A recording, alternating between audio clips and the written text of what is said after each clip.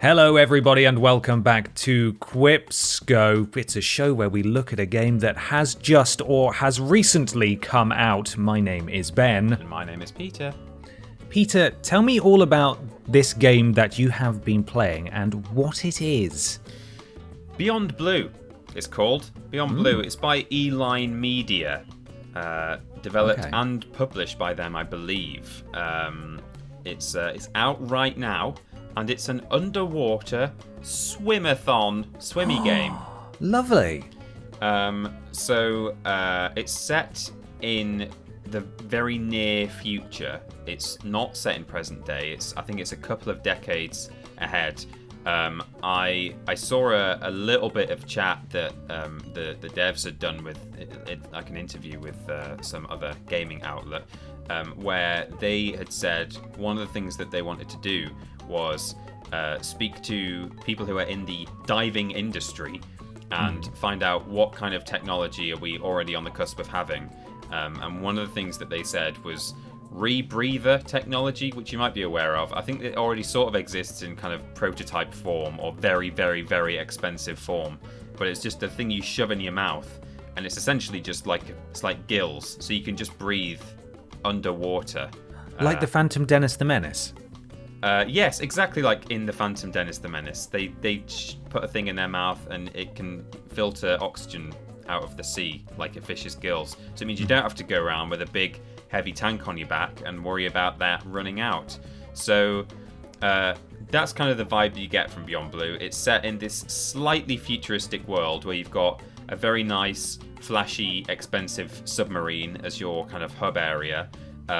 You've got this rebreather, and you've got an augmented reality sort of goggles thing, which means you can look at all of the whales and fish and dolphins and things that you encounter. You can scan them, get information about them, and it's all like a heads-up display that you've got in your goggles. Right. So it's lovely. You swim around and check out the animals. Lovely. And what's the sort of goal? Are there different levels to different sort of objectives to achieve or challenges or anything like that? Yeah. So at time of recording, I've only played 2 hours of it. So I streamed it on Wednesday, and so that's as much as of it if I've played. But from the point that we got up to, there are certainly different levels. So you go there to different sort of reefs and parts of the ocean. You're staying at the moment in a localized area, but I don't know if the game widens and goes to other oceans or seas around the globe later on. But essentially the story involves your character and a couple of people who are supporting her from the surface, who they run live streams, which was a bit meta given that I was streaming the game. But it's a sort of ecology live stream, just for people to learn about the whales and things. So she goes swimming under the water and they're streaming at the time. And so some of the time you will be on a mission and it's during your stream. So like the first level, for example, you're actually streaming while you're swimming around, and they're saying, hey, the dolphins say hello, everyone, and you go and swim over to the dolphins, and they like dance around, and you say, we're looking for a big pod of whales that I've been tracking for a long time. Let's see if we can find them, and you go and find them. And then there've been other levels that I played where you're between streams, and you're checking on the health of a baby whale that's been born to the pod. And the beginnings of what I think may be a long plot thread, relatively speaking. I don't think it's a very long game actually, but a plot thread that spans most of the game is something about noise pollution. So while you're swimming around in like the first or second level, there's this weird sort of grinding noise in the distance, and you're like, oh my god, what is that? I don't know what that is.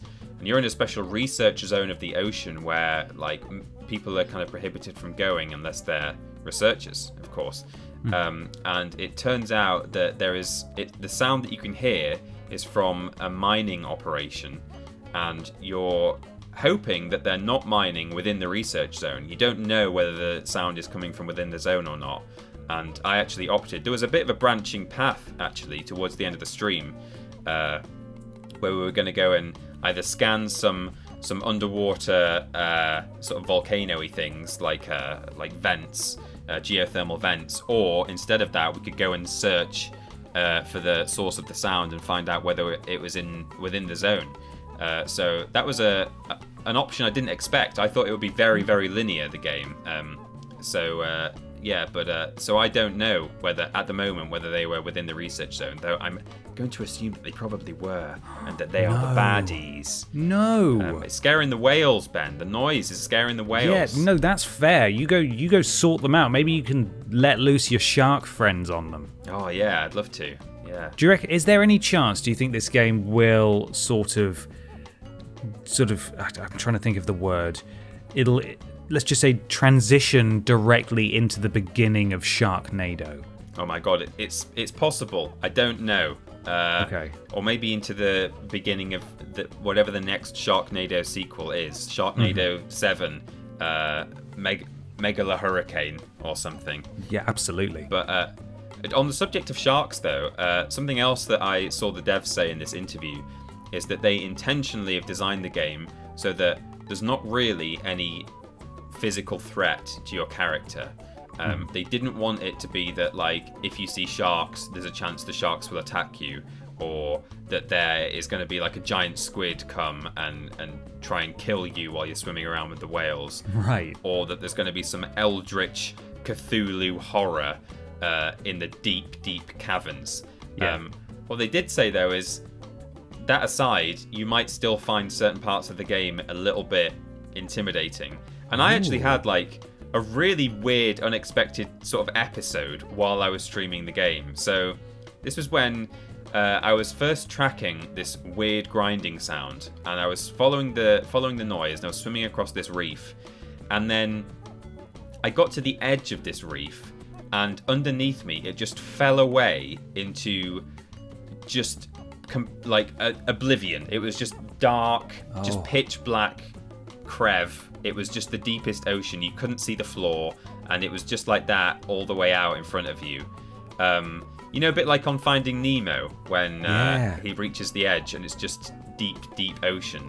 And I've definitely got a bit of that thalassophobia, I think it's called, where you're sort of terrified of having open sea beneath you. And I had to swim out over this dark pit of nothingness, and the character that you're playing, who is like, you know, a bit of an expert in ocean matters, could hear this sound, and it was sort of going and she was like, I don't know what that is. I don't know what that is. And sort of the combination of knowing that there's this really mysterious, scary sound that we don't know where it's coming from or what's making it, and then just this deep, dark, open water beneath me, made me feel so uncomfortable. Like in real life, as I'm sitting in my chair, I felt really exposed underneath me. Like I wanted to get my feet just up off the floor onto my chair. So, I mean, I don't know if that's what they were going for, the developers, but they certainly achieved it. So sounds like it'd be fun in VR. Oh my god, yeah, that would be horrendous. I said in my stream that was one of the scariest video game moments I've ever had. Really? Wow. Yeah. It just tapped into something, you know. I don't think it was intentionally supposed to be as terrifying as it was, but there must just be something deep in my mind about just, you know, dark ocean and swimming over it like that in a game and hearing a scary noise just really scared me. It's a human reaction, I think. A very human reaction.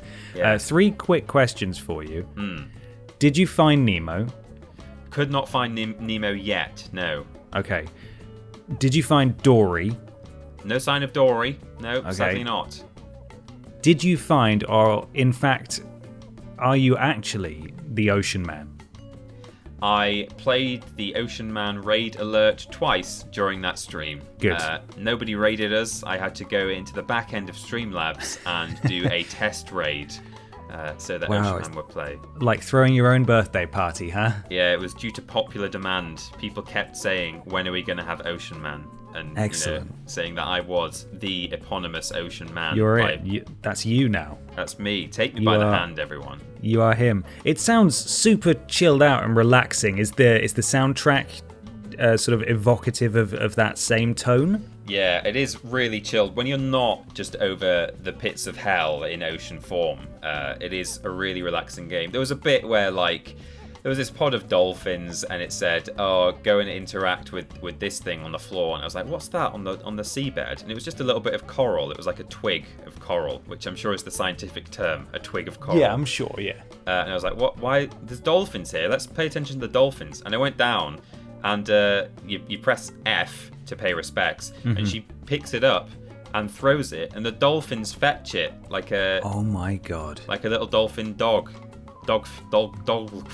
Dogfin, yeah.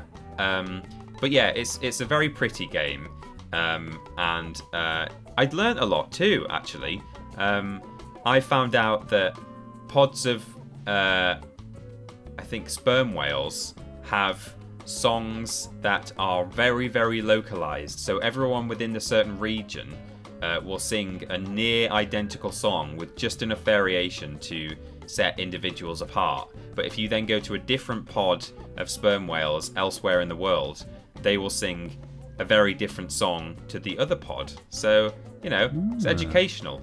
In fact, I think that there's like heavy inspiration, if not actual cooperation, with the people who made Blue Planet or Blue Planet 2. Oh, right, okay. BBC documentary. They actually name drop it in the sort of opening of the game itself. So I think, and citation needed here, I've not actually done my research, but I think they may have worked with the production team of that documentary to, I don't know whether purely from an informational, research perspective, or whether they even went as far as, using it to help them model the creatures, maybe get some sound recordings and things like that. I see. Well, here's one final thing for you to learn from this game, Peter. Mm-hmm. The collective noun for sperm whales isn't a pod, it's a shot. A shot? Yeah. A shot of sperm whales. Wonderful. Is Beyond Blue available now? Yeah, it's available right now. And it's on Steam for PC and also Xbox One and PS4. Fantastic. Well, Thank you very much, Peter. Thank you. And we'll be back with another game on QuipScope very soon. Beyond Blue, Peter. I did it! Didn't even mean to. Beyond Blue, Peter. Beyond that was Blue, it. Peter. There it is. There's the pun. Oh, I can't top that. That's it. I can't get beyond that. Fantastic. Can't. Very good. Stumbled into that one. Thanks so much for watching, everyone. We'll see you again soon. Bye. Bye.